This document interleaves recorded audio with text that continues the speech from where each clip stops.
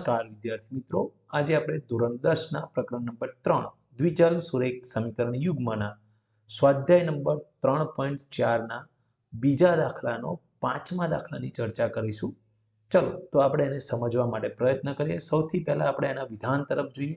તો એક પ્રતિષ્ઠિત પુસ્તકાલય પ્રથમ 3 દિવસનું એક પુસ્તકનું નિશ્ચિત ભાડું લે છે અને પછીના પ્રત્યેક દિવસ દીઠ અતિરિક્ત ભાડું લે છે.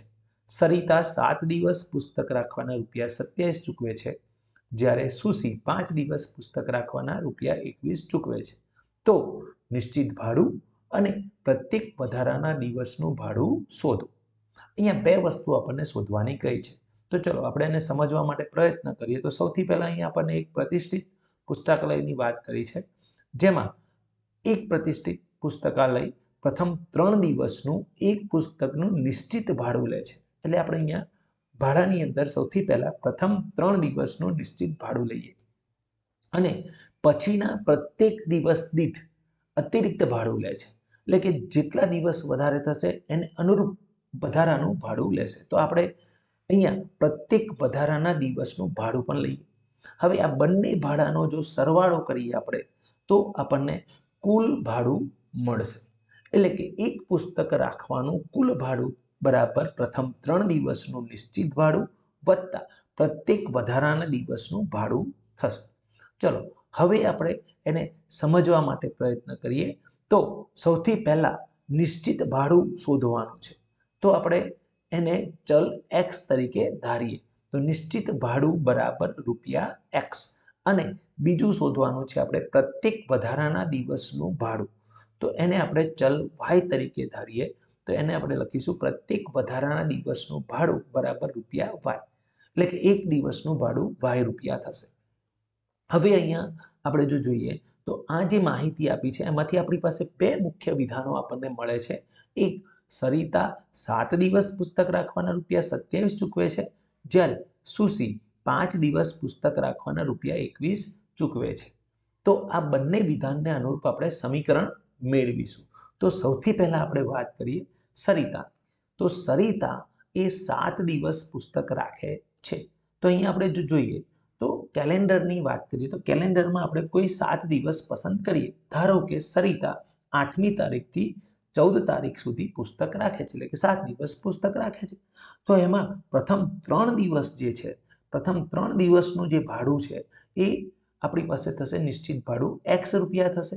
તો x અને બાકી રહ્યા જે હવે 4 દિવસ, તો બાકીના 4 દિવસનું જે ભાડું છે એ ભાડું આપણે અહીંયા મૂકવું પડશે. તો એક દિવસનું ભાડું y રૂપિયા છે વધારાના, તો 4 દિવસનું ભાડું થશે આપણી પાસે 4y. તો આપણે અહીંયા લખીશું 4 × y. હવે જો આપણે આ બંનેનો સરવાળો કરવામાં આવે તો આપણને કુલ ભાડું મળશે. એટલે કે અહીંયા આપ્યું છે એ પ્રમાણે આપણી પાસે મળશે ₹27. તો આપણી પાસે સરિતાએ જે પુસ્તક રાખ્યું છે તેના માટે આપણને સમીકરણ પ્રાપ્ત થશે.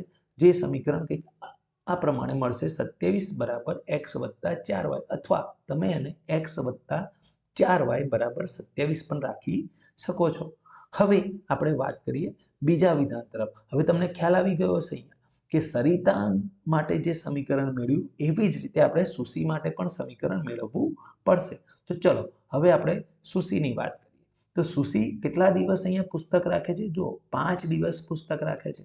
તો અહીંયા આપણે ધારો કે 8મી તારીખથી 12મી તારીખ સુધી સુશી પુસ્તક રાખે છે, પરંતુ એમાંથી પહેલા 3 દિવસ જે છે એનું નિશ્ચિત ભાડું એટલે કે x રૂપિયા થશે અને બાકી રહ્યા જે હવે 2 દિવસ એટલે કે 11 અને 12, તો 2 દિવસનું એક દિવસનું ભાડું y રૂપિયા હોય વધારાના, તો 2 દિવસનું ભાડું થશે 2y. સરસ, બરાબર છે. તમને મગજમાં ખ્યાલ આવી ગયો છે, તમે પણ વિચાર કરી રહ્યા છો. તો 2y રૂપિયા થશે. હવે આ બંનેનો જો આપણે સરવાળો કરવામાં આવે અહીંયા તો x વત્તા 2y મળશે, જે કુલ ભાડું એટલે કે અહીંયા ચૂકવેલું ₹21 છે તેના બરાબર થશે. તો આપણને સુશી માટે પણ સમીકરણ મળી ગયું, 21 બરાબર x વત્તા 2y. તો આવી રીતે આપણે બંને વિધાનોના સમીકરણો પ્રાપ્ત કર્યા. હવે આ બંને જે વિધાનો છે એ બંને વિધાનોનો તમે ઉપયોગ કરી અને જુદી જુદી રીતો જે છે તમારી પાસે આદેશની રીત હોય, લોપની રીત હોય કે આલેખની રીત હોય, તમે એ રીતનો ઉપયોગ કરી તેમાંથી કોઈ એક રીતનો ઉપયોગ કરી અને તમે આ સમીકરણનો ઉકેલ શોધી શકો છો. એટલે કે એક્સ અને વાયની કિંમતો તમે મેળવી શકશો.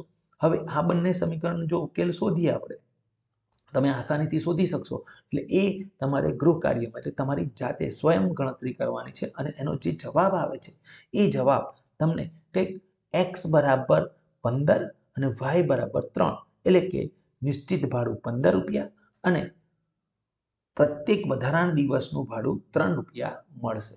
તો આ પ્રમાણે તમે ગણતરી કરી અને ઉકેલ શોધી કાઢજો. તો કોઈ પણ રીતનો ઉપયોગ કરી શકો છો તમે. અહીંયા માત્ર મારે સમીકરણ કેવી રીતે આપણે બનાવવું જોઈએ તેની સમજ તમને આપી. તો તમને ખ્યાલ આવી ગયો હશે. આવી જ રીતે તમે આવા બીજા કોઈ પણ દાખલાઓ હોય એ દાખલાઓ માટે તમે સમીકરણ બનાવી શકો છો અને ઉકેલ મેળવી શકો છો. ફરી પાછા મળીશું આપણે નવા દાખલા સાથે. આભાર.